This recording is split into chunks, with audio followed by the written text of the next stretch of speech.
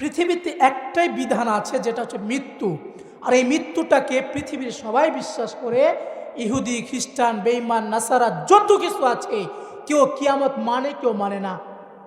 কেউ কবরের শাস্তি মানে, কেউ মানে না। কেউ নামাজ পড়ে, কেউ পড়ে না। কেউ আল্লাহর বিধান মানে, কেউ মানে না। কিন্তু একটি মাত্র বিধান আছে, যেটা মৃত্যু। যেই মৃত্যুর কথা কেউ অস্বীকার করে না। একটা কাফেরও ডাক দিয়ে বলবেন, দোস্ত আর কয়দিন বাঁচবা? সেও বলবে, দোস্ত কবে যে মারা যায় বলতে পারি না। একজন হিন্দুকে ডাক দিয়ে বলবেন, হিন্দুও বলবে, কখন যে আমার মৃত্যু হয় আমি বলতে পারি না। একজন মুমিনও বলে, আমার যে কখন মৃত্যু হয় আমি বলতে পারি না। যার কারণে পৃথিবীতে একটাই বিধান মাত্র আছে, যেই বিধান হচ্ছে মৃত্যু। আর এই মৃত্যুটাকে সবাই বিশ্বাস করে। মৃত্যুকে অস্বীকার কেউ করে, তার মানে আমাদের একদিন বরণ করতে হবে, মৃত্যু হবে আমাদের। এটা কি পরিমাণে বাস্তবতা! মৃত্যু যে হবে, এটা কি পরিমাণে বাস্তবতা! চিন্তা করে কখনো দেখছেন? একদিন আপনি দুনিয়াতে থাকবেন না, একদিন এলান হয়ে যাবে অমুক গ্রামে অমুক ব্যক্তি আর নাই। কি পরিমাণে বাস্তবতা এটা! কি পরিমাণে সত্য কথা এটা, যে একদিন মৃত্যুবরণ করতে হবে। আপনি যেদিন মারা যাবেন, যেদিন আপনি মারা যাবেন, সেদিন এই পৃথিবীর সৌন্দর্য, সেদিন এই পৃথিবীর মানুষের চলাফেরা, সেদিন এই পৃথিবীর মানুষের ব্যস্ততা, সব কিছু এমনই থাকবে, শুধুই মাত্র থাকবেন না আপনি। কি পরিমাণে বাস্তবতা, কি পরিমাণে সত্য কথা এটা! আপনি একদিন মারা যাবেন। আপনাকে যদি বলা হয়, ভাই আপনি আর মাত্র 10 দিন বাঁচবেন, আপনি আর মাত্র 8 দিন বাঁচবেন, আপনি আর মাত্র 10 ঘন্টা বাঁচবেন, বন্ধু তুমি বলো, তুমি এই 10 ঘন্টা কোন কাজে লাগাবা? যুবক তুমি বলো, তোমাকে যদি টাইম দেওয়া হয়, তুমি আর 10 ঘন্টা বাঁচবা, তুমি আর 20 মিনিট বাঁচবা, তুমি আর 1 ঘন্টা বাঁচবা, তুমি এই 10 ঘন্টা, 1 ঘন্টা, 5 মিনিট, 10 মিনিট যেটা মৃত্যুর তোমার বাকি আছে, এই সময়টা তুমি কোন কাজে ব্যয় করবা বলো? তুমি কি সেই সময়টা বিল্ডিং করবা? যদি একজন মানুষের মৃত্যু আর হায়াত, মৃত্যু বাকি আর মাত্র 10 মিনিট, 20 মিনিট, 1 দিন, 2 দিন, 1 বছর, 2 বছর, এইভাবে যদি কাউকে টাইমিং বেঁধে দেওয়া হয়, বলেন তো সেই সময়টা কি সে বিল্ডিং করবে? সে বাড়ি করবে? সে গাড়ি কিনবে? না সে কি করবে? আমার কথা মনে বুঝেন নাই? আমার কথা মনে বুঝেন নাই? আপনাকে যদি বলা হয় আপনি আর 10 মিনিট বাঁচবেন, এই 10টা মিনিট আপনি কোন কাজে লাগাবেন বলেন? আপনার স্ত্রীকে ডেকে বলবেন যে প্রাণের স্ত্রী আমি আর তো থাকতেছি না, আমাকে একটু সুন্দর খাবারের ব্যবস্থা করে দাও, বলবেন? সে ততটুকু সময় আপনি আল্লাহর কাছে বলবেন, আয় রব, অনেক তো অপরাধ করেছি, অনেক গুনাহ করেছি, অনেক নাফরমানি করেছি, আমারও তো মৃত্যু হয়ে যাবে। আমি যদি এখন মরণ বরণ করি, আমার যদি মৃত্যু হয়ে যায়, আমি এই সময়টা কি করব? আমার মৃত্যুর পরে আমার কি হবে? ওই কবরে আমার কি হবে? ওই হাসরের ময়দানে আমার কি হবে? আমি যদি মরণ বরণ করি, আমারও যদি মৃত্যু হয়ে যায়, আমার কি হালতটা না হবে, আমার কি না হবে? এই চিন্তায়, এই ফিকিরে, এই ইচ্ছায় আপনি ব্যস্ত হয়ে যাবেন। আপনি মালিককে ডাক দিয়ে বলবেন, হিয়া রব, মাফ করে দেন, ক্ষমা করে দেন। কথা বলেন ঠিক কিনা? এই সময় আর নষ্ট করার টাইম নেই। অথচ জানেন বন্ধু, একটা মানুষের মৃত্যু এর চাইতে অনিশ্চিত। আপনাকে 10 মিনিট, 20 মিনিট, 1 ঘন্টা, 1 দিন, 2 দিন যদি বেঁধে দেওয়া হয়, এটা তো নিশ্চিত যে আপনি আরো 2 দিন পরে মারা যাবেন। কিন্তু এটা মৃত্যু এতটাই অনিশ্চিত মৃত্যু যে আপনি এখনই মারা যেতে পারেন, এরও কোনো বিশ্বাস নেই। কথা বলেন ঠিক কিনা? বিশ্বাস আছে আমি যে আরো 5 বছর, 10 বছর, 20 বছর বাঁচব, এর কোনো গ্যারান্টি আছে? আমি যে আজকের মাহফিলটা শেষ করতে পারবো, এর কোনো গ্যারান্টি আছে? গত কয়েকদিন আগে একজন বক্তা গোবিন্দগঞ্জ গাইবান্ধায় বয়ান করতেছিলেন। তো বয়ান করা অবস্থায় কথা বলতে বলতে তার ভিতরে কেমন যেন হইতে লাগছে, তো গা হিলানটা দিয়ে দিয়েছে। চেহারা এইভাবে যখন হিলান দিয়েছে, সেখানে সে স্ট্রোক করছে। কিছুক্ষণ পরে সে দুনিয়ার মায়া ত্যাগ করে ওই আখিরাত কবরে চলে গেছে। কি পরিমাণে বাস্তবতা! চিন্তা করছেন কখন? এমন এমনভাবে নিজেকে কখনো ভাবছেন যে আমি এখনই মারা যেতে পারি? মৃত্যু কি পরিমাণ বাস্তবতা। নববধূকে বিয়ে করে বাড়িতে উঠাইতেছে, বাসর রাতটা এখনো করতে পারে নাই, বাড়িতে নতুন বউকে নিয়ে আসতে পারে নাই, বিয়ে করে বাড়িতে নিয়ে আসতেছে, পথের মধ্যে অ্যাক্সিডেন্ট হয়ে নববধূর মৃত্যু হয়ে গিয়েছে, ছেলের মৃত্যু হয়ে গেছে, মেয়ের মৃত্যু হয়ে গেছে, বরযাত্রীর মৃত্যু হয়ে গেছে। বলেন কি পরিমাণে মৃত্যুটা বাস্তবতা? বাস্তব না বাস্তব? আমার কথা কি বুঝতেছেন? আরে ভাই, আমি তো আপনাদের এলাকার মানুষ, মহাদেবপুরের মানুষ, আমার কথা বুঝতে কি সমস্যা হচ্ছে? মনে হচ্ছে এটা কবরস্থান, আপনারা মৃত না জীবিত? আরে ভাই, মানুষ তো কম না, মিনিমাম 50 জন মানুষ আছে। একজন মানুষ ঝগড়া লাগলে এলাকায় থাকা যায় না, ঠিক কিনা বলেন?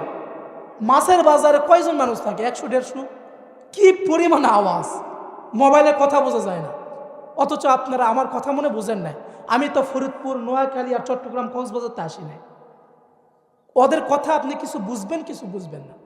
কিছু মানুষ দূর থেকে ফোন দেয়, ওই নোয়াখালী, কক্সবাজার, মোবাইলে ফোন দেয়। এই গতকাল একজন সিলেটের একজন সঙ্গে কথা বললাম ফোনে, অধিকাংশ কথা আমি বুঝি নাই, অধিকাংশ কথাই বুঝি নাই। তো আমি তোর সিলেটটা নয়, আমি তোর কক্সবাজারের না, নোয়াখালীর না, আমি তো আপনাদের এলাকার মানুষ। আমার কথা কি বুঝতে সমস্যা হচ্ছে? তাহলে হ্যাঁ না বলেন না কেন? আপনারা কি মৃত? কবরস্থানে মানুষ কথা বলে না, এই জন্য ওখানে আওয়াজের আশা করা যায় না। কিন্তু আপনারা তো জীবিত মানুষ ভাই, আপনার কথা বলেন। এবার তো কথা বলবেন তো? হ্যাঁ না বলবেন, বুঝলেও বলবেন, না বুঝলে বলবেন। আমি এমন বক্তা না, চোখ মুছে 1 ঘন্টা টান মারবো, কে কি বুঝলো না বুঝলো আমার দেখার বিষয় নয়। কিন্তু আমার দেখার বিষয় হলো একটা মানুষের হৃদয়ে যেন আমার কথাগুলো আঘাত করে, একটা মানুষের বিবেকে হলেও যেন আমার কথাগুলো লাড়া দেয়, যে বাস্তবে হুজুর কি বলছে, কি বলছে, কথাটা কি বলল। এটা আমার দেখার বিষয়, এটা আমার ভাবার বিষয়। আমি জানি আজকের এই মাহফিলে যতগুলো মানুষ ওয়াজ শুনতেছে সবাই নামাজি হবে, সবাই হেদায়েত পাবে, এটা কখনো নয়। কিন্তু আমার ধারণা এতটুকু, আমি চাই আমার এই এতক্ষণে চিল্লানি যেন, আমার এই 1 ঘন্টা 1.5 ঘন্টা চিৎকার করে বলাটা যেন একটা মানুষের হৃদয়ে হলেও যেন আঘাত করে, একটা মানুষ যেন পরিবর্তনের সিদ্ধান্ত নেয়, একটা মানুষ হলেও যেন সে নিজেকে প্রশ্ন করে বাস্তবে মরতে হবে, বাস্তবে কবরে যেতে হবে। কারণ এই মাহফিলগুলো একমাত্র মানুষকে কবর চেনায়, এই মাহফিলগুলো একমাত্র মানুষকে আখিরাত চেনায়। কারণ পৃথিবীর আপনার এমন কোনো আপন বন্ধুও নাই যে বন্ধুটা আপনার ভালো চায়, যে বন্ধুটা আপনার আখিরাতে শান্তি চায়, যে বন্ধুটা আপনার মৃত্যুর পরে শান্তির আশা করে। আপনি যার কাছেই যাবেন সেই দুনিয়ার গল্প, যার কাছে যাবেন সেই দুনিয়া নিয়ে ফিকির। বন্ধুর কাছে গিয়ে বসবেন তো বন্ধু বলবে, দোস্ত ব্যবসায় এবার লস, জমিতে এবার ধান কম হয়েছে, এটা হয়েছে, সেটা হয়েছে, এটা হয়েছে। কোনো বন্ধু বলল না দোস্তরে হায়াত তো ফুরিয়ে যাচ্ছে, কবরে তো চলে যেতে হবে, মৃত্যু যে কখন চলে আসে, আমার দাদা দুনিয়াতে নাই, আমার বাবা দুনিয়াতে নাই, কখন যে আমিও চলে যাব। এই সিদ্ধান্ত, এই পরিবর্তনের গল্প, এমন কথা কোনো বন্ধু আপনাকে বলবে না। যে স্ত্রী আপনাকে এত ভালোবাসে, এই স্ত্রীরও গল্প সবসময় একটাই, কিভাবে নতুন জামা পাবে, কিভাবে আরো ভালো খাবে, কিভাবে আরো ঘুরতে পারবে, কিভাবে নিজের চাহিদা পূরণ করতে পারবে। যেই সন্তান এত ভালোবাসেন সেই সন্তানের কথাও একটাই, বাপ কিভাবে বড় বাড়ি করতে পারবো, বাবা কিভাবে নতুন মোবাইল কিনতে পারবো, বাবা কিভাবে নতুন গাড়ি কিনতে পারবো, বাবা কিভাবে আমি আরো ভালো ভালো পোশাক পরতে পারবো। কিন্তু কোনো সন্তান বাপকে বলে না, আব্বু তোমার বয়স তো কম হলো না, তোমার বয়স তো কম হয় নাই, তোমার বাবা আজকে দুনিয়াতে নাই, আমার দাদা দুনিয়া থেকে চলে গেছে, তুমিও মরে যাবা, চলো নামাজ পড়ি, চলো হজ করতে যাই, চলো রোজা রাখি, চলো মসজিদে দান করি। একটা সন্তানও পাবেন না এমনভাবে বলে। অথচ এমন সন্তান নাই যে সন্তান বাড়ি করার জন্য গল্প করে না। কথা বলুন ঠিক? খোদার কসম ভাইয়া, যুবক বাবা, বৃদ্ধ বাপ, মনে রাখেন ওই বন্ধু বন্ধু নয় যেই বন্ধু তোমাকে আখিরাত চিনায় না, ওই বন্ধু বন্ধু নয় যে বন্ধু তোমাকে কবরের ভয় দেখায় না, ওই বন্ধু বন্ধু নয় যেই বন্ধু তোমাকে আল্লাহ চিনায় না, রসুল চিনায় না, ওটা তোমার শত্রু, ধোঁকা ধোঁকা। এই বন্ধু বন্ধু নয়, এটাই জীবনের সবচেয়ে বড় শত্রু। কথা বলেন ঠিক কিনা? বন্ধু তো ওটাই যেই বন্ধু হাসরের ভয় দেখায়, বন্ধু তো ওটাই যেটা কবরের ভয় দেখায়, বন্ধু তো ওটাই যেটা আল্লাহর কাছে দাঁড়াইতে হবে, প্রশ্নের জবাব দিতে হবে, এটারে ভয় দেখায়। কিন্তু যেই বন্ধু আপনাকে আমাকে দুনিয়া নিয়ে ব্যস্ত করে দেয়, আখিরাত ভুলাই দেয়, এটা বন্ধু নয় বন্ধু, এটা শত্রু। শত্রু শত্রু কথা বলেন, ঠিক আমার কথা কি বুঝেন? কথা বলেন ভাই। আমি যে কথাগুলো বলতেছি খোদার কসম কাল্পনিক কথা নয়, আমার বানানো গল্প নয়, এটা আমার ধোঁকাবাজি গল্প নয়। খোদার কসম আমার উদ্দেশ্য একটাই, আপনার দিমাগে যেন আমার কথাগুলো হিট করে, আমার কথাগুলো যেন আঘাত করে, আমার কথাগুলো আপনাকে ভালো লাগে। আমি সুর দিয়ে আপনাদেরকে মন গলাইতে পারবো না, কারণ আমার সুর নাই। আমার ভিতরে একটা আশা, আমার ভিতরে একটাই চাহিদা, আমি মানুষকে যেন চিৎকার করে করে বলতে পারি, বন্ধু মরে যেতে হবে, যুবক মরে যেতে হবে, কবরে চলে যেতে হবে। আজকে যদি আমাকে ভুল বোঝেন, আজকে যদি আমাকে শত্রু মনে করেন, আমাকে শত্রু ভাবেন, আমার আপত্তি নাই। আমাকে ভুল বুঝেন, আমার আপত্তি নাই। আমার সাথে দুশ্মনী করেন, আমার আপত্তি নাই। তবুও বলবো, যুবক তুমি ফিরে আসো, বৃদ্ধ বাবা তুমি ফিরে আসো। আর কতদিন তুমি সুদের সঙ্গে থাকবা? আর কতদিন তুমি ঘুষ খাইবা? আর কতদিন তুমি নামাজ না পড়ে থাকবা? আর কতদিন তুমি আল্লাহর সঙ্গে নাফরমানি করবা? কবরে তো যেতেই হবে, কবরে তো যেতেই হবে, কবরে তো যেতেই হবে। অনেক কোটিপতি দেখছি আজকে দুনিয়াতে নাই, অনেক ক্ষমতাশীল দেখছি আজকে দুনিয়াতে নাই, অনেক সুন্দর মানুষ দেখছি আজকে দুনিয়াতে নাই, অনেক দাপটশালী অনেক শক্তিশালী মানুষ দেখছি আজকে দুনিয়াতে নাই। কিন্তু বন্ধু ওই কবরে যে ঠিকানা, ওটাই যে আখের ঠিকানা, এটা আপনাকে মানতেই হবে, এটা আমাকে মানতেই হবে। এই জন্যই তো কবি ডাক দে বলে, এহি হাম সব মুসাফির হাই ওহি আখের ঠিকানা, কুই আগে রওয়ানা হাই কুই পিছে রওয়ানা। যুবক দুনিয়াতে আসছো, চলে যেতে হবে।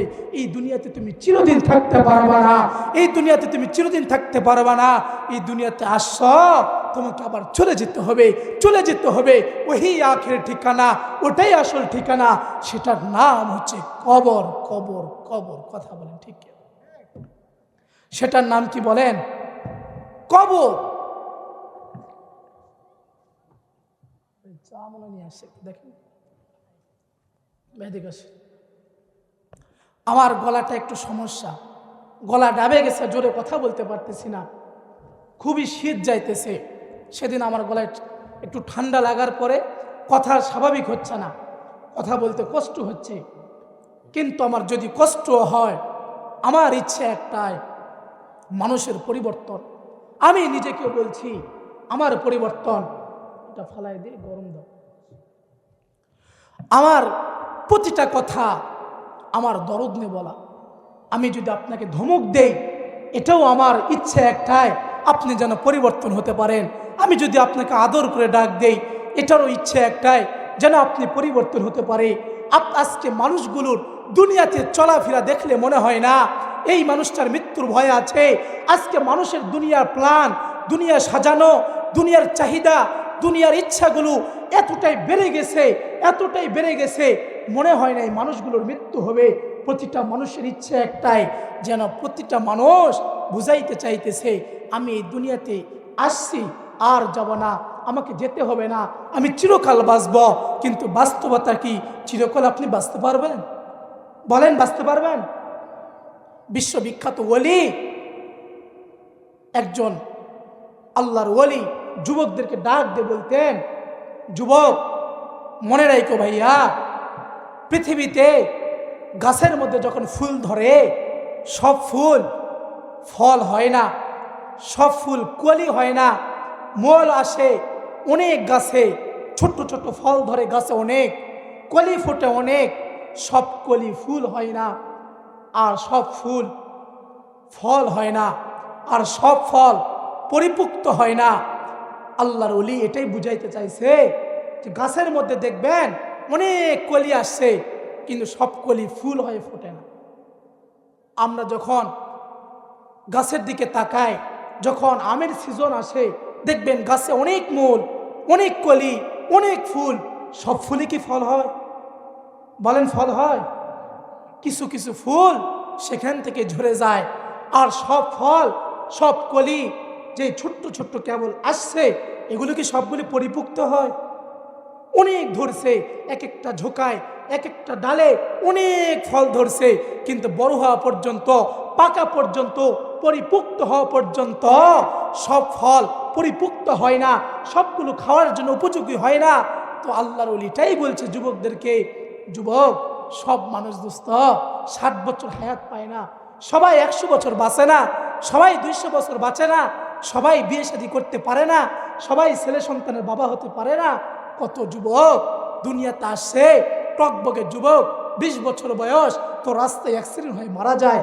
কত যুবক রাস্তায় অ্যাক্সিডেন্ট হয়ে দুনিয়া থেকে চলে যায়। টকবকে যুবক বিয়ের দিনটা পর্যন্ত ঠিক হয়ে গেছে, তো 2 দিন আগেই দুনিয়া থেকে মায়া ত্যাগ করে চলে গেছে। কত ছোট্ট ছোট্ট বাচ্চা মায়ের পেট থেকে আসার পরে দুনিয়াতে বেশি দিন থাকতে পারে না, আব্বু আম্মু কেবল ডাকতে শিখছে, দেখবেন হঠাৎই পানিতে পড়ে মারা গেছে, অথবা অ্যাক্সিডেন্ট হয়ে মারা গেছে, অথবা কোনো অসুস্থতায় মারা গেছে। কত দেখবেন মায়ের পেট থেকে মারা হয়ে মৃত্যুবরণ করে পৃথিবীতে আসে। কত মানুষ দেখবেন কেবল 8 বছর 10 বছর বয়স দুনিয়া থেকে চলে গেছে। তো কবি, তো আল্লাহর ওলি এটাই বুঝাইতে চাইছে, যুবক, সব ফুল পরিপুক্ত হয় না, সব ফল খাওয়ার উপযোগী হয় না, এর পূর্বেই মরে যায়। আজকে যে যুবক, আজকে যে মানুষটা, আজকে যে বাবাটা, আজকে যে বন্ধুটা ভাবতেছে আমার বয়স 50 বছর হলে আমি নামাজি হব, আমি ভালো হয়ে যাব, আমি পরিবর্তন হয়ে যাব। বন্ধু, তোমাকে কে বলছে তুমি 50 বছর বাঁচবা, তুমি 100 বছর বাঁচবা, তুমি 60 বছর বাঁচবা? এমনও তো হতে পারে তুমি 20 বছরেই দুনিয়া থেকে চলে যাবা, এমনও তো হতে পারে তুমি 30 বছরেই দুনিয়া থেকে চলে যাবা। আজকে যে বাবা তোমার বেঁচে আছে 60 বছর 70 বছর, তার সন্তানটা 60 বছর 70 বছর বাঁচবে, এই গ্যারান্টি কেউ কি দিতে পারবে? বলেন, পারবে? তো আল্লাহর ওলি এটাই বুঝাইছে যে সব কিছু পরিপুক্ত হয় না, পরিপুক্ত হওয়ার আগেই, উপযুক্ত হওয়ার আগেই দুনিয়া থেকে চলে যায়। তো ঠিক আপনিও 50 বছর বাঁচবেন এই গ্যারান্টি আপনাকে দেয় নাই। আপনি 50 বছর 40 বছর পাওয়ার আগে দুনিয়া থেকে মৃত্যুবরণ করে দুনিয়া থেকে চলে যেতে পারেন। এই জন্য মৃত্যুকে দূরে মনে না করে, মৃত্যু হরদম করিব, মৃত্যু সব সময় কাছে, মৃত্যুর চেয়ে কাছে পৃথিবীতে আর কোনো বাস্তবতা নাই। যে মানুষটা আজকে লেখাপড়া করতেছে, যে যুবক, এই যুবকের চিন্তা সে লেখাপড়া করবে, ভালো রেজাল্ট করবে, এরপরে চাকরি পাবে, এই চাকরির টাকা দিয়ে বাড়ি করবে, বাবা মার হাসি ফুটাইবে, নিজের ইচ্ছা পূরণ করবে, কিন্তু এর কোনো নিশ্চয়তা নাই সে চাকরি পেতেও পারে, নাও পারে, সে লেখাপড়া শেষ করার আগেই দুনিয়া থেকে চলে যেতে পারে, এর কোনো গ্যারান্টি নাই। কিন্তু পৃথিবীতে একটা জিনিস আছে যার গ্যারান্টি আছে, সেটা হচ্ছে মৃত্যু। মৃত্যু এতটাই বাস্তব একটা জিনিস যেটাকে অস্বীকার করার মতো পৃথিবীতে কোনো বাদশা নাই, কোনো ধনী ব্যক্তি নাই, কোনো গরিব নাই, ফকন্নি নাই। পথের ভিখারি যে, তারও মৃত্যু হবে। রাজপ্রাসাদের মালিক যে, তারও মৃত্যু হবে। যে সুখে থাকে দিন কাটায়, তারও মৃত্যু হবে। যে পায় না খাবে, যে পায় না খাবে, তারও মৃত্যু হবে। যে রাস্তার ভিখারি, তারও মৃত্যু হবে। এই রাজপ্রাসাদে যে থাকে, তারও মৃত্যু হবে। বাসও রাতও ভোর হয়, ওই জেলখানা রাতও ভোর হয়, কষ্টে থাকলেও ভোর হয়, সুখে থাকলেও ভোর হয়। বন্ধু, তুমি দুনিয়া পাইলেও তোমার মৃত্যু হবে, তুমি দুনিয়া না পাইলেও তোমার মৃত্যু হবে। মৃত্যু যে হবে এটা বাস্তব, বাস্তব, এর চাইতে বাস্তব আর কথা দুনিয়াতে নাই। আমার কথা বুঝেন? বলেন, মৃত্যু আমার তো আছে। আজকে যদি আপনার মৃত্যুবরণ হয়ে যায়, আমার মরণ হয়ে যায়, আর মৃত্যুবরণ করার পরে যদি কবরে গিয়ে দেখি কবরটা আমার পক্ষে নয়, কবরটা আমার পক্ষে নয়। দুনিয়াতে একবার ব্যবসায় লস করলে আবার নতুন করে ঘুরে দাঁড়ানো যায়, শক্ত করে পরিস্থিতি শিকার হয়ে আবার নতুন করে বিজনেস শুরু করা যায়, আবার লাভের আশা থেকে যায়। কিন্তু মারা যাওয়ার পরে জাহান্নামে চলে গেলে বন্ধু, আর দুনিয়াতে এসে নেক আমল করে কবরে যাওয়া যায় না। আবার দুনিয়াতে এসে ভালো কাজ করে আবার জান্নাতে যাওয়া যায় না, ভালো আমল করে আবার আল্লাহর কাছে যাওয়া যায় না। খোদার কসম বন্ধু, মরণ একবার হয়, মরণ বারবার হয় না। জাহান্নামী হলেও ওই জাহান্নামেই থাকতে হবে। যদি আপনি জান্নাতি হয় তো জান্নাতেই থাকতে হবে। মরার পরে অবস্থা দেখে আবার ঘুরে এসে আল্লাহর কাছে বলা যাবে না, আয় মালিক আর একটা বার সুযোগ দেন, যদি সুযোগ পায় তাহলে ফিরে আসব, আপনার ইবাদত করব, আপনার হুকুম মানব, রাসূলের আদর্শ মানব। এমন সুযোগ আছে? দুনিয়ার বুকে কত মানুষ কবরে চলে গেছে। আজকে আপনার বাবা কবরে আছে কতদিন হয়? আজকে আপনার মা কবরে চলে গেছে আজ কতদিন হয়? আজ আপনার প্রাণপ্রিয় স্ত্রীটা কবরে চলে গেছে কতদিন হয়? কত ঠান্ডা, কত ঠান্ডা। ঘরের মধ্যে থাকি, কম্বল উড়ি, গায়ে কাপড় লাগাই, এরপরও ঠান্ডা যায় না, তবুও কেমন যেন চিৎকার দিতে মন চায়। খোদার কসম বন্ধু, তোমার বাড়ির পাশে ওই বাদ ঝরে কবরস্থানে তোমার বাবা শুয়ে আছে, কতই না চিৎকার করে বলছে, রে সন্তান আমার অনেক কষ্ট হচ্ছে, আমাকে একটা ঠান্ডা যাওয়ার মতো একটা কাপড় আমাকে দাও। তোমার ওই আদরের মা, যে মা তোমাকে না খাইয়ে কোনোদিন রাতে ঘুমায় নাই, যেই মা তোমাকে দুনিয়াতে নিয়ে আসার জন্য তার জীবনে সব কষ্ট বিলীন করে দিয়েছে, সেই আদরের মাটা আজকে কবরে শুয়ে আছে, কতই না জানে চিৎকার করে বলছে, রে সন্তান আমার অনেক কষ্ট হচ্ছে, আমাকে নিয়ে যাও। ওই বাবাটা নিজে না খাইয়ে তোমাকে খাওয়াইছে, যেই বাবা মূর্খ বাবা, তোমার একটা ভালো করে সিগনেচার করতে পারে না, নিজের নামটা নিজে লিখতে পারে না, অথচ এই বাবার বড় একটা স্বপ্ন ছিল তোমাকে বড় একজন আলেম বানাবে, তোমাকে একজন ম্যাজিস্ট্রেট বানাবে, তোমাকে একজন ডক্টর বানাবে, তোমাকে একদিন বড় মাস্টার বানাবে। এই নিজের বাবা নিজে একটা জুতা পরে নাই তোমার শখ পূরণ করতে গিয়ে, এই বাবা নিজে একটা ভালো কাপড় পরে নাই তোমার শখ পূরণ করতে গিয়ে, তোমাকে ভালো জায়গায় লেখাপড়া করাবে এই জন্য তোমার বাবা তার জীবনের সব অর্থ খরচ করে দিয়েছে। আজকে ওই বাবাটা কবরে শুয়ে আছে, আজকে ওই মা কবরে শুয়ে আছে। আপনি চাইলে ওই বাবাকে নিয়ে আসতে পারবেন না, আপনার বাবা চাইলেও আর দুনিয়াতে আসতে পারবে না। খোদার কসম বন্ধু, যুবক, বৃদ্ধ বাবা, পর্দালের মা, আপনার যখন মৃত্যু হয়ে যাবে, আমারও যখন মৃত্যু হয়ে যাবে, আমি হাজারো চিৎকার করব, হাজারো চিৎকার করব, এরপরও আমার কথা কেউ শুনবে না। হাদিসের মধ্যে আছে, দুনিয়ার বুকে যখন মানুষ মারা যায়, একজন মৃত ব্যক্তি যখন মারা যায়, যখন তাকে দাফন কাফনের জন্য প্রস্তুতি নেওয়া হয়, যখন তাকে খাটিয়ার মধ্যে ওঠানো হয়, এই মৃত ব্যক্তিতে এতটাই চিৎকার করতে থাকে, এতটাই চিৎকার করতে থাকে, আর ডাক দিয়ে বলে, এরে দুনিয়ার মানুষ, আমাকে ওই অন্ধকার কবরে নিয়ে যায় না, আমাকে ওই অন্ধকার কবরে নিয়ে যায় না।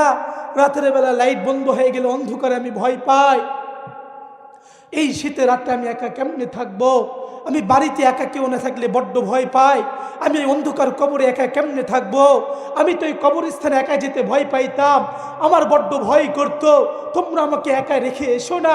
এই পরিমাণে এত চিৎকার করে, এত চিৎকার করে, কিন্তু এই চিৎকারের আওয়াজ দুনিয়ার কেউ পায় না।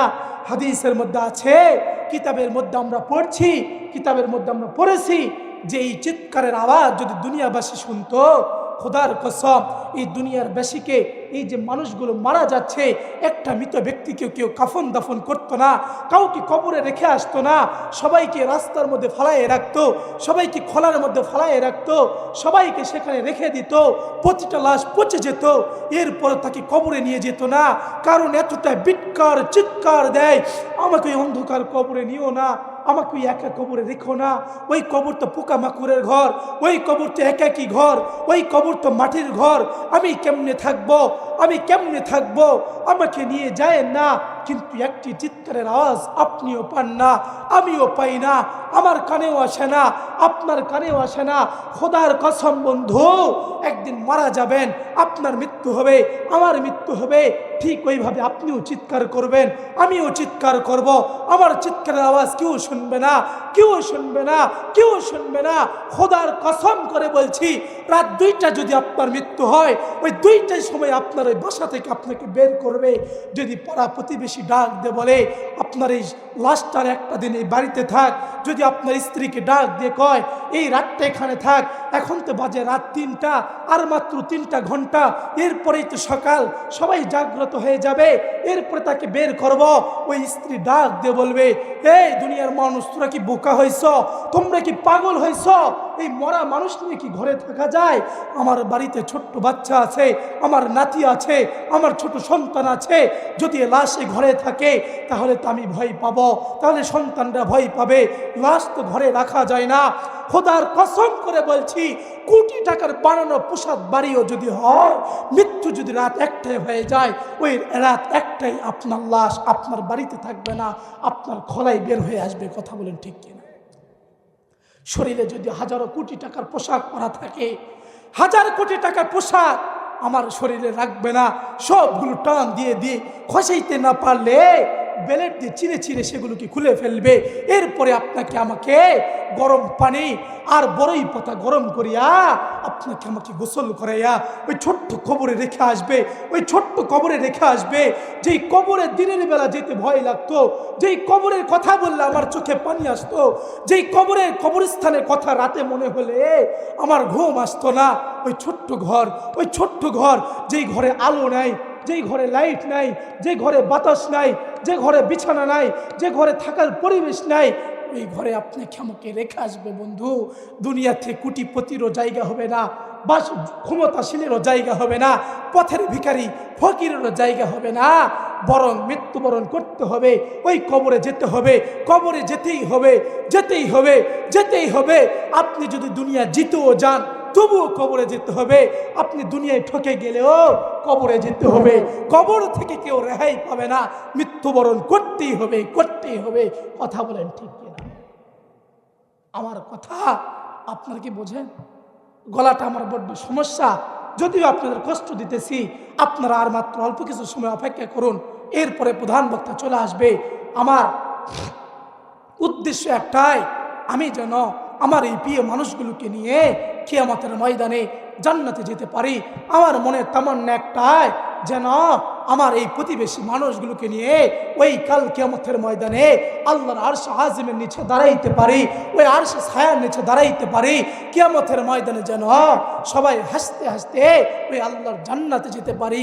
উদ্দেশ্য একটাই বন্ধু, মরণ বরণ করতে হবে। এই মরণের কথাগুলো আপনাকে বুঝিয়ে দেওয়া, আপনাকে শুনিয়ে দেওয়া, আমল করার দায়িত্ব আপনার, ফিকির করার দায়িত্ব আপনার, পরিবর্তনের সিদ্ধান্ত নেওয়ার দায়িত্ব আপনার। আপনি চাইলেও মরণ বরণ করতে হবে, না চাইলেও মরণ বরণ করতে হবে। পৃথিবীতে কেউ মরতে চায় না, কিন্তু পৃথিবীতে কেউ থাকতেও পারে না। পৃথিবী থেকে কেউ যেতে চায় না, কিন্তু পৃথিবীতে কেউ থাকতেও পারে না। কোটি টাকা দিয়ে বাড়ি বানাইতো বাড়িতে জায়গা হবে না। সারাদিন সারা রাত্রিও সুখে থাকলেও মরণ বরণ করতে হবে। যদি বাড়িতে খানার ব্যবস্থা না থাকে, না খেয়ে দিন পার করতে হয়, তবুও মরণ বরণ করতে হবে। মরণ আপনাকে কেউ ঠেকাতে পারবে না, মরণ বরণ করতেই হবে। হয়তো আজ, নয়তো কাল, হয়তো এখন, নয়তো তখন, কিন্তু মরতেই হবে, মরতেই হবে। এই দুনিয়াবাসী মরণ থেকে বাঁচতে চায়, কিন্তু মরণ থেকে কেউ বাঁচতে পারবে না। কিন্তু যদি কোনো ব্যক্তি ইচ্ছা করে জাহান্নামে যাবে না, জাহান্নাম থেকে বাঁচবে, তাহলে সে ইচ্ছা করলে জাহান্নাম থেকে বাঁচতে পারবে, কিন্তু মরণ থেকে বাঁচতে পারবে না। আজ থেকে যদি তাওবা করে ফিরে আসতে পারি, আল্লাহ রাব্বুল আলামিন কোরআনুল কারীমের মধ্যে বলেন, ইয়া আইয়ুহাল্লাযীনা আমানু তুবু ইলাল্লাহি তাওবাতান নাসুহা।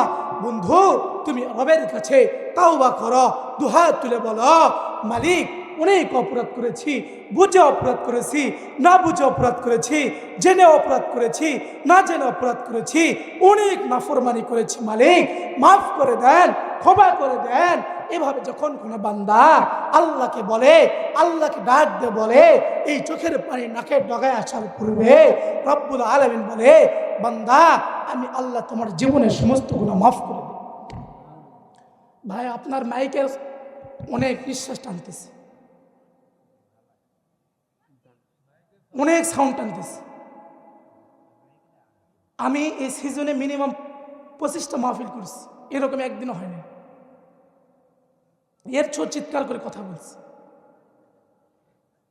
কিভাবে কি করলেও ঠিক করেন। গরম চা দেন তো।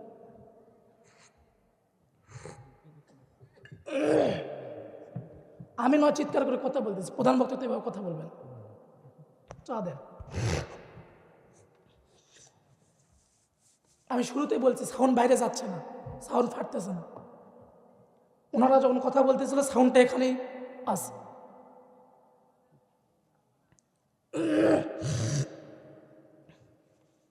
একটা মাহফিলের মূল হলো মাইক, কারণ এটা হচ্ছে যান্ত্রিক জিনিস। এখানে আপনি কথা বলবেন, আপনার আওয়াজ পুরোটা টেনে নিবে, মানে আপনার ভিতর থেকে পুরো নিঃশ্বাসটা টেনে নেয়, আর এই নিঃশ্বাসটা পুরো টানতেছে। এই জন্য কথাটা আমার আস্তে আস্তে বোঝা যাচ্ছে। আমার লাইফে কখনোই এরকম হয় না। এবার ঠিক আছে, এভাবে রাখেন। আল্লাহ তাআলা আমাদেরকে কবুল করুন। এবার শুনতে পাচ্ছেন না আপনারা? মনে হয় বক্স শুধু চালু হয়েছে, উপরেগুলো দেখেন। সবাই দোয়া করি আল্লাহ তাআলা যেন আমাদেরকে কবুল করে। পড়েন আমিন বলেন। এবার স্বাভাবিক লাগতেছে। আমি যে কথাটুকু বলতেছিলাম, আল্লাহ রাব্বুল আলামিন কুরআনুল কারীমের মধ্যে এই কথাই বলে, দুনিয়ার মানুষ অপরাধ হবে, এটাই স্বাভাবিক, কিন্তু অপরাধ করে, ভুল করে এইভাবে বসে থাকা যাবে না। দেখবেন যখন দুনিয়ার কোনো মানুষ অপরাধ করে, তো ওই এলাকার যে মান্যগণ্য ব্যক্তি, চেয়ারম্যান কিংবা মাতাব্বার কিংবা মণ্ডল যদি থাকে, তো বিচার বসার পরে যদি তার পা ধরে ক্ষমা চায়, তখন বলে এ যা ভুল হয়েছে এবারের জন্য মাফ করে দিলাম। আর যদি এই চোর কিংবা অপরাধী নিজেকে বলে আমি অপরাধ করছি তো কি হয়েছে, আমি মুরগি চুরি করছি তো কি হয়েছে, আমি গরু চুরি করছি তো কি হয়েছে, এভাবে নিজেকে কিছু ডাফর দিতে থাকে, তখন বলে এ তো স্বাভাবিক চোর নয়, এটা হচ্ছে কুখ্যাত অস্বাভাবিক চোর। ঠিক কিনা বলে? আর যদি ক্ষমা চায় তখন তাকে মাফ করে দেয়। সবাই বলে যাক ভুল করছে, আর হবে না। এইভাবে যখন করে তো স্বাভাবিকভাবে সবাই মাফ করে দেয়। তো বান্দা অনেক অপরাধ করছে, অনেক গুনাহ করছে, অনেক আল্লাহর সঙ্গে নাফরমানি করছে, এরপরে যদি আল্লাহর কাছে ক্ষমা চায়, আল্লাহর কাছে ভুল স্বীকার করে, আল্লাহর কাছে বলে মালিক মাফ করে দেন, আমি তো ভুল করছি আল্লাহ, আমি তো ভুল করছি, বান্দা না তোমার, বান্দা তো আমি আল্লাহ, আপনারই বান্দা, আপনি তো আমাকে রিজিক দেন, আপনি তো আমার হায়াত দিয়েছেন, আপনি তো আমার সব, মাফ করে দেন না, মাফ করে দেন না। এভাবে যখন কোনো বান্দা গভীর রাতে আল্লাহর কাছে বলে, আল্লাহ তখন বলে এরে বান্দা তুই ভুল করছ, আমার কাছে ক্ষমা চাইছ, যা মাফ করে দিলাম। শুধু মাফ করে দিলাম তাই নয় রে, আমি আল্লাহ তোর জিন্দগির অপরাধগুলোকে আমি নেক দ্বারা পরিবর্তন করিয়া তোর আমল নামায় সওয়াব লিখে দিলাম। আরো জোরে পড়েন সুবহানাল্লাহ। একজন কোন ইমানদার ব্যক্তি সুবহানাল্লাহ বলে ডাক দেয়, সুবহানাল্লাহ অর্থ হলো আল্লাহ পবিত্র, আল্লাহ পাক, আল্লাহ পবিত্র। এই কথা যখন বলে তো আরশ আজিমের মালিক ফেরেশতাদেরকে ডাক দিয়ে বলে, এ ফেরেশতারা তাকায় দেখ রে, তাকায় দেখ, শীতের রাতে গভীর রাত্রে আমার কিছু বান্দা আমারে পবিত্র পবিত্র বলে ডাক দিতেছে। দুনিয়াবাসী সবাই জানে আমি পবিত্র, কেউ যদি আমাকে পবিত্র বলে ডাক দেয় তবুও পবিত্র, কেউ যদি ডাক না দেয় তবুও পবিত্র। আমার তো কোনো অপরাধ নাই, আমার তো কোনো গুনাহ নয়, আমি তো পবিত্র। যেহেতু আমার বান্দা আমারে পবিত্র বলছে, ও বান্দা তো নাফরমানি করছে, ও বান্দা তো গুনাহ করছে, যে বান্দা আমারই পবিত্র বলে ঘোষণা দিছে, ওই বান্দা কিভাবে অপবিত্র থাকে, নাপাক থাকে? যা ফেরেশতারা সাক্ষী থাক, আমি তাকে পবিত্র বানাইয়া তার জিন্দগির সমস্ত গুনাহ মাফ করে দেব। এভাবেই আল্লাহ তাআলা আপনাকে আমাকে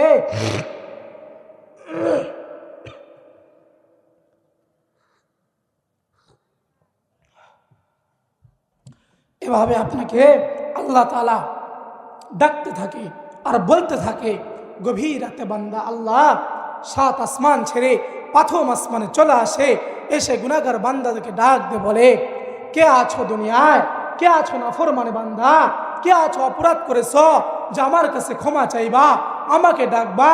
আল্লাহ বলে বান্দা গভীর রাতে আইসো বান্দা, আমার চোখের 2 ফোঁটা পানি দিও, আমি আল্লাহ তোমার জিন্দগির সমস্ত গুনাহ ধুয়ে মুছে সাফ করিয়া তোমারে এই 10 দুনিয়া সমান একটা ছোট্ট জান্নাত হলো দান করে দেব।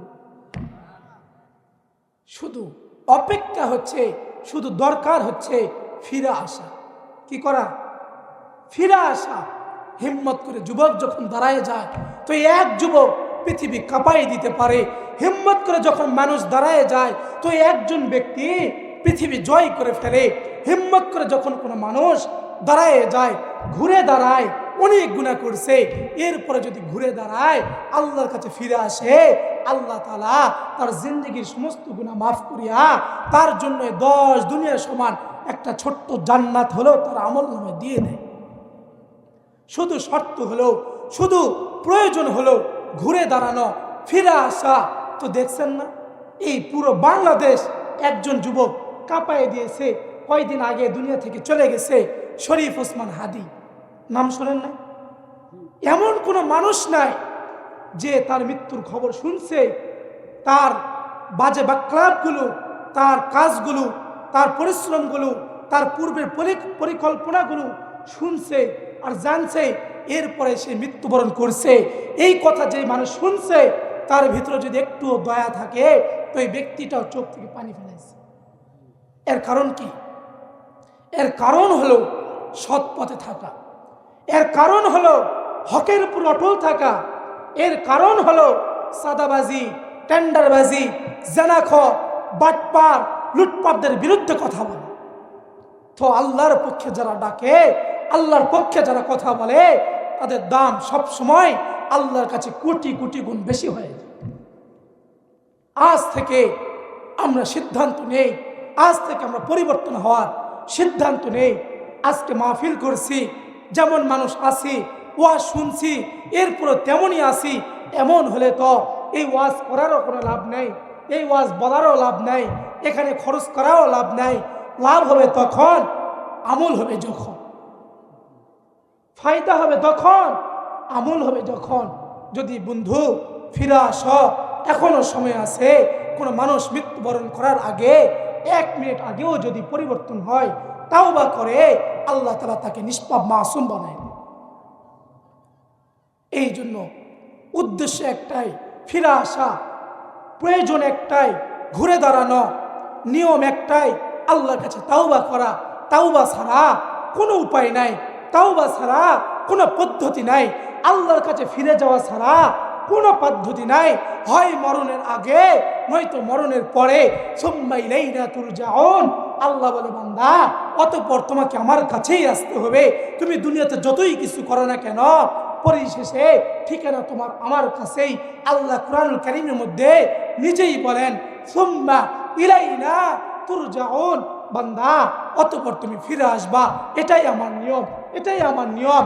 তুমি ফিরে যদি আসতে পারো যুবক, ফিরে যদি আসতে পারো বাপ, তাহলে আল্লাহ বলে, বান্দারে অনেক অপরাধ করছো তাই না? একজন ছোট্ট সন্তান যখন কেবল হাঁটতে শিখে, কেবল দৌড়াইতে শিখে, কে যেমন করে তার আত্মীয় স্বজনরা, তার বাবা মা তাকে আনন্দে আনন্দে দৌড়াইতে শিখায় আর বলে, আয় বাবা আয়, আমার বুকে আয়। যখন কোনো গুনাহগার বান্দা এভাবে পরিবর্তন হয়ে সিদ্ধান্ত নেয়, যখন ফিরে আসে, তখন আল্লাহ বলে, রে বান্দা আয়, আমার কুদরতি বুকে আয়, আমার কাছে আয়। তো জড়ায় ধরে কেমন যেন বান্দা বলে, হে রে বান্দা, এতদিন আমারে ভুলেছিলি রে, আজকে আমারে মনে করছি, আজকে আমার কাছে ফিরে আসছ, আজকে আমার কথা মনে করছ। যা বান্দা, তোর জিন্দেগির সমস্ত গুনাহ আমি মাফ করে দে। একজন জগৎ বিখ্যাত ডাকাত, তার নাম হলো ফজল ইবনে আয়াস, একজন বিখ্যাত ডাকাত। এই পরিমাণে ডাকাত যার নাম যেখানেই শোনে সেখানেই ভয়ে থরথর করে কাঁপে। আমরা ছোট বাচ্চাদেরকে ছোটবেলায় যখন ঘুমাইয়ে দেই, তখন বিভিন্ন ভয় দেখায়, এই ঘুমাও, নয়তো শিয়াল নিয়ে আসবো, এটা নিয়ে আসবো, ওটা নিয়ে আসবো, অমুক পাগলাকে ডাক দিব, বলি না? একটু ভয় দেখানোর জন্য। উদ্দেশ্য কি? একটু ভয় দেখানো। তো এই ডাকাত এত বিখ্যাত ডাকাত ছিল, এত প্রসিদ্ধ ডাকাত ছিল, এত ভয়ঙ্কর ডাকাত ছিল যে ছোট বাচ্চাদেরকে মানুষ বলতো, এই তাড়াতাড়ি ঘুমাও, নয়তো ওই ফজল ইবনে আয়াসকে ডাক দেব, ওই ডাকাতকে ডাক দিব। এই কথা যখন বলতো, তো ওই ছোট বাচ্চা ঘুমিয়ে যেত, তার নিজের ভিতরে ভয় কাজ করতো, ভয়ে ঘুমিয়ে যেত। তো ফজল ইবনে আয়াস প্রতিদিনের মতো একদিন ডাকাতি করতে গেছে এক বাড়িতে। তো বাড়িতে ডাকাতি করতে গিয়ে যখন বাড়িতে ঢুকছে, তো বাড়িতে ঢোকার পরে কুরআনুল কারীমে তেলাওয়াত করছে বাড়িওয়ালা। কুরআনুল কারীমের মধ্যে আছে, আলাম ইয়ানি লিল্লাযীনা আমানু আন তাখশা কুলুবুহুম লিযিকরিল্লাহ। এই কোরআনের আয়াত এটা যখন ওই বাড়িওয়ালা তেলাওয়াত করছে, তো এই আয়াতটা ওই ডাকাতের কানে পৌঁছে গেছে। যখন শুনতে পারছে ডাকাত, আর এই কোরআন কারীমের আয়াতের অর্থ হলো, হে বান্দা, তোমার হৃদয়ে কি আমি রবের ভয়ে এখনো কম্পন সৃষ্টি হয় না? তোমার হৃদয়টা কি আমার ভয়ে এখনো কাঁদে নাই? তুমি কি আমাকে স্মরণ করবা না? আলাম ইয়ানি লিল্লাযীনা আমানু, হে মুমিন, তোমার হৃদয়ে কি আমার স্মরণে এখনো কাঁদায় না? আমার পথে কি ফিরবা না? আমার পথে কি ফিরে আসবা না? এটার অর্থ। এই কথা যখন এই ডাকাতের কানে পুষছে, ডাকাতের কান পর্যন্ত গেছে, তো ডাকাত সেখানে চিৎকার দিয়ে বলছে, ইয়া রব, আমার তো ফিরে আসার সময় হয়ে গেছে। আমি আর কত নাফরমানি করব? আমি আর কত ভুল করব? আমি নিয়ত করলাম মালিক, আজ থেকেই পরিবর্তন হয়ে যাব, আজ থেকেই ভালো হয়ে যাব। ডাকাতি ছেড়ে দিলাম মালিক, এই অপরাধ ছেড়ে দিলাম মালিক, আর করব না কখনো। আজ থেকে নিয়ত করলাম, আজ থেকে তাওবা করলাম, আর কখনো এগুলো করব না। এই ডাকাতের অন্তরে বয়স তো আর কম হলো না। আজ দেখতে দেখতে দাড়িটাও পাকে গেছে। আজ দেখতে দেখতে ছেলে সন্তানের বাবা হয়েছেন, নাতিপুতির বাবা, নাতিপুতির দাদা হয়েছেন। কবে সিদ্ধান্ত নেবেন বলেন? মরে তো যেতেই হবে, চলে তো যেতেই হবে। দেখবেন রাস্তাঘাটে সাপ যখন খাল থেকে বের হয়ে চলাফেরা করে, তো দেখবেন সাপ কিন্তু সোজাভাবে যেতে পারে না, একটু লুচুর পুচুর করে আর যায়, এদিক সেদিক ঘোরাফেরা করে আর যায়। কিন্তু সাপ সোজা হয় কখন জানেন? যখন সাপ মারবেন, তো দেখবেন সাপটা সোজা হয়ে গেছে, আর বাঁকা হয় না। তো আপনার কত গুনাহ করলে আপনি ভালো হবেন বলেন? আর কত দিন আপনি সুদ খাইলে আর ভালো হবে? আর কত ওয়াক্ত নামাজ ছাড়লে আপনি ভালো হবেন? আর কত মানুষকে ঠকাইলে আপনি ভালো হবেন? আর কত মানুষকে ধোকা দিলে আপনি ভালো হবেন? সময় তো ফুরিয়ে যাচ্ছে বন্ধু। বয়স যত হচ্ছে, কবরে যাওয়ার সময়টা ততই কাছে আসতেছে। বয়স যত বাড়তেছে, আল্লাহর সঙ্গে দেখা করার সময়টা ততই কাছে আসতেছে। বয়স যত বাড়তেছে, নাফরমানি যত বাড়তেছে, কবর ততই কাছে চলে আসতেছে। 50,000 টাকা নিয়ে মার্কেট করতে গেলে, 20,000 টাকা মার্কেট করলে মনে হয় 70,000 হয়। কত হয় বলেন? 50,000 থেকে 20,000 খরচ করলে মনে হয় 70 হয়। কত হয়? আপনার হায়াত যদি হয় 20 বছর, আপনার হায়াত যদি হয় 50 বছর, আপনার হায়াত যদি হয় 70 বছর, আপনি সেখান থেকে খরচ করেছেন 10 বছর, 5 বছর, মনে হয় 50 বছর যে ব্যক্তিরা বাঁচত, সেই মানুষটা খরচ করার পরে 55 বছর হয়েছে। কয় বছর হয়েছে? আপনি যদি বাঁচেন 70 বছর, সে যদি করেন 50 বছর, মনে হয় আপনি আরো 120 বছর বাঁচবেন। বলেন বলেন না, কয় বছর বাঁচবেন? যদি আমি বাঁচি 30 বছর, আজ আমার বয়স 20 বছর, তাহলে মনে হয় আমি আর 40 বছর বাঁচবো, আর মাত্র 10 বছর বাঁচবো। যার 50 বছর বয়স 40 শেষ করে ফেলছে, সে আর মাত্র 10 বছর বাঁচবে। যার বয়স যে বাঁচবে 60 বছর, শেষ করেছে 55 বছর, আর বাঁচবে 5 বছর। তার মানে এটাই বুঝলাম, দিন যাইতেছে, কবরে কাছে যাইতেছি, দিন যাইতেছে, মৃত্যু কাছে আসতেছে, দিন যাইতেছে, সময় ফুরিয়ে যাইতেছে। কয়দিন আগে ছিল 25 সাল, এখন চলতেছে 25 সাল। কোন দিন যেন দেখবেন 26 সাল, আর মাত্র 2 দিন বাকি। তার মানে আপনার জন্ম যখন হয়েছিল, আপনার সালটা ছিল 99 সাল, আপনার জন্ম যখন হয়েছিল, এখানে অনেক মানুষ আছে, তারা বলবে আমি 71 যুদ্ধ দেখছি, ঠিক কিনা বলেন? তার মানে আপনার ওই 71 সাল আজকে 25 সাল, হিসাব করছেন? সময়গুলো কিভাবে ফুরাইছেন আপনি নিজেও বলবেন। আমি যে কিভাবে সময়গুলো শেষ করলাম আমি বলতে পারবো না। আমার হায়াতটা কোন কাজে লাগাইছি আমি বলতে পারবো না। আমার সময়গুলো, দিনগুলো, মাসগুলো, বছরগুলো কিভাবে কোথায় চলে গেছে আমি একটা বছরের হিসাব দিতে পারবো।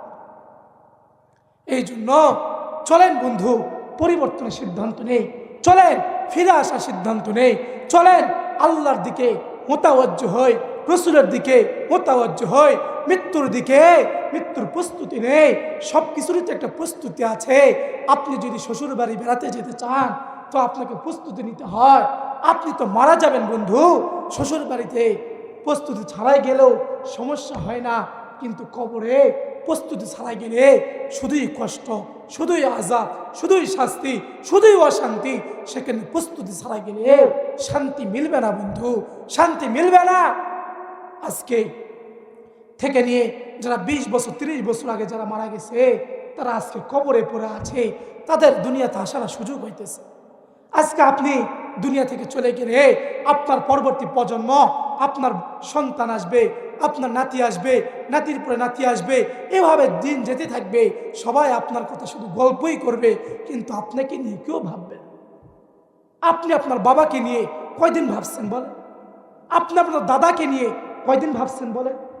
ভাবছি কখন? কখনো কি আমার দাদার কথা ভেবে আমি চোখের পানি ঝরাইছি?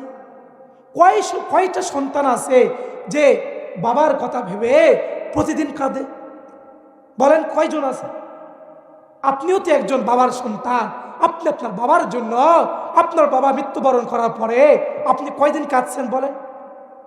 অথচ আপনি আজকে ওই সন্তানের জন্য জীবনের সব কিছু উজাড় করে দিতেছেন শুধুই সন্তানের জন্য, শুধুই সন্তানকে একটু ভালো রাখার জন্য, শুধুই সন্তানের মুখে একটু হাসি ফোটানোর জন্য।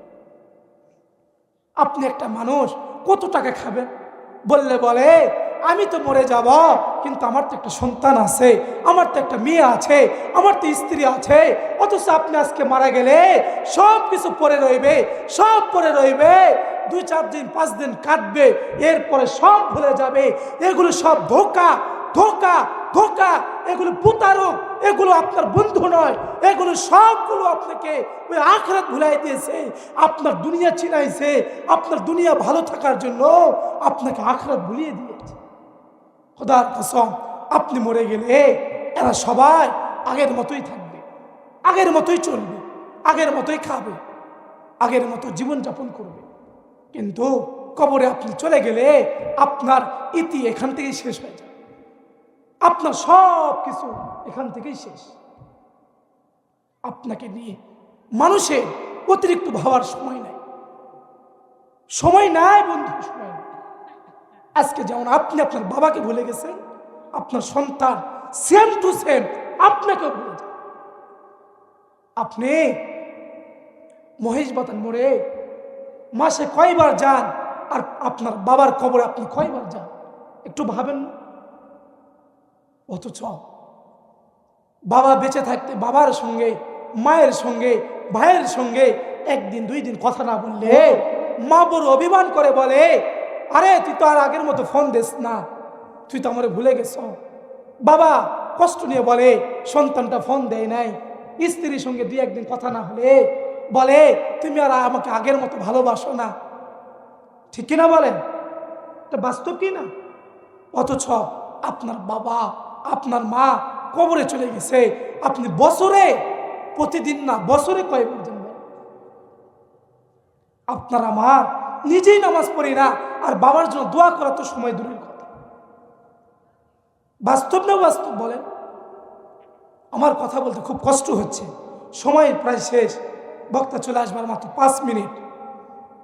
আলহামদুলিল্লাহ আপনাদের দোয়ায় বিভিন্ন জায়গায় কথা বলার সুযোগ হয়, কিন্তু আমার লাইফে প্রথম আজকে এরকম আমার গলাটা নষ্ট হয়ে গেছে। কখনো এরকম হয়নি, কখনোই হয়নি। তো যাই হোক, সব কিছু ফয়সালা কার হাতে? বলেন কার হাতে? আল্লাহ তাআলা যেন আমাদেরকে এই যে কষ্ট দিয়ে আপনাদেরকে কথাগুলো শুনাইতেছি, এই ঠান্ডা রাতে আপনারা শুনতেছেন, খোদার কসম এর বিনিময় আমি দিতে পারবো। এখানে আপনারা যদি 100 জন মানুষ থাকেন, তো 100 জন মানুষের 1 ঘন্টা করে টাইম যদি আমি নষ্ট করি, তো 100 ঘন্টা টাইম, এটা কি আমার দেওয়ার সামর্থ্য আছে? তার মানে আমি চেষ্টা করছি, আমি যেন আপনার সময়গুলো যেন অপচয় না করি, নষ্ট না করি। কারণ এই শীতের রাতে আপনার চাইলে ঘুমাইতে পারতেন, কিন্তু আপনারা আসছেন কিছু শোনার জন্য। কথা একটাই, পরিবর্তন হওয়া যায়। নারায়ে তাকবীর, প্রধান বক্তার আগমন, প্রধান বক্তার আগমন। বলেন আপনারা জীবিত না মৃত? আওয়াজ দিয়ে বলেন, গরম লাগবে। বলেন নারে তাকবীর।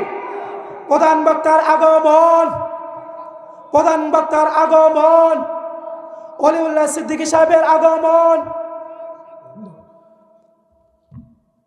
আপনারা ভাই সাউন্ড সিস্টেম ভাই হুজুরের সময় এরকম করেন না। আমার আগামীকাল মাহফিল নেই, পরের দিন আছে, তারপরের দিন আছে, কিন্তু হুজুরের প্রতিদিন আছে। রমজান পর্যন্ত, রমজানের পর আবার আছে। একদিন মাহফিল করছে সব নষ্ট হয়ে যায়। আপনাদের সাউন্ড সিস্টেম ভালো, আমি এর আগে কথা বলছি না। আজকে এরকম হলে কেন? আপনাদের আসলে ছেলেটা আসে নাই।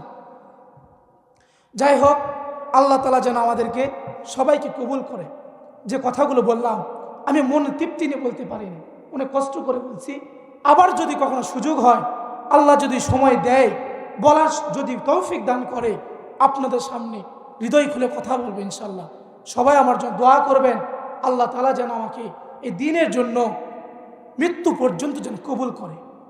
আমার কোনো চাহাত নাই, আমার চাহাত একটাই, আমি যেন দিনের তরে থাকতে পারি, ঈমান নিয়ে আমল করে আল্লাহর জান্নাত পর্যন্ত যেতে পারি।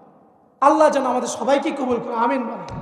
পরিশেষে দোয়া চাই, আজকে যে মাহফিলের যে আয়োজন করছে যে যুবক ভাইগুলো, কসম খোদা একটা মাহফিলের আয়োজন করতে অনেক কষ্ট হয়। বাড়িতে 2-4-5 জন মেহমান আসলে কি পরিমাণে ঝামেলা হয় একজন মা বোন জানে। আজকে তারা মেহমানের আয়োজন করছে অনেক মানুষের, এবং মাইকিং, প্যান্ডেলিং, প্রচারে অনেক কষ্ট। তাদের জন্য খাস করে দোয়া করবেন এবং তাদেরকে সাহস দিবেন, শ্রম দিবেন, বুদ্ধি দিবেন, অর্থ দিবেন, সব কিছু দিয়ে তাদেরকে সাপোর্ট দিবেন। পারবেন না? পারবেন? সবাই পারবেন? এই মাহফিল আপনারা চলে যাবেন কিন্তু টিকিয়ে থাকবে, এটা কে কে চান? আল্লাহকে দেখাই দেন, হাত দেখান। আপনি থাকবেন না কিন্তু মাহফিল থাকবে, এটা আমরা সবাই চাই। আল্লাহ কবুল করে সকলে পড়ি আমিন।